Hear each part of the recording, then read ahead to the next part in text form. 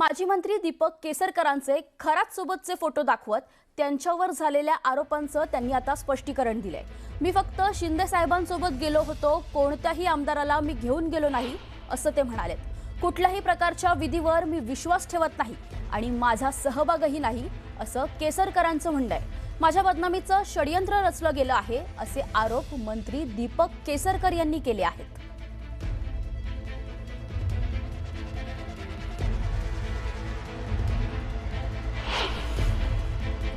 मी फक्त शिंदे साहेबांच्या बरोबर त्या मंदिरामध्ये गेलो होतो। याच्या व्यतिरिक्त एकाही आमदारांना मी मंदिरात नेलेलं नाही आणि जे फोटो प्रसिद्ध झाले त्यातला एकही फोटो माझ्या ऑफिसमधला नाही आहे। त्या ठिकाणी सिन्नर येथे जे कोऑपरेटिव्ह सोसायटी आहे त्यांचा सुवर्ण महोत्सव होता, त्या निमित्ताने प्रमुख पाहुणे म्हणून मला बोलवलेलं होतं आणि त्याच ह्याच्यासाठी खरात सुद्धा उपस्थित त्या ठिकाणी होते आणि त्याच्यामुळे आमचा एकत्र फोटो त्या प्रचारात आहे। त्याचा आणि आमच्या डिपार्टमेंटचा किंवा मी घेत असलेल्या मीटिंगचा काहीही संबंध नाही। हे बघा, त्यांनी सुद्धा पूर्वी त्या मंदिराबद्दल ऐकलेलं होतं।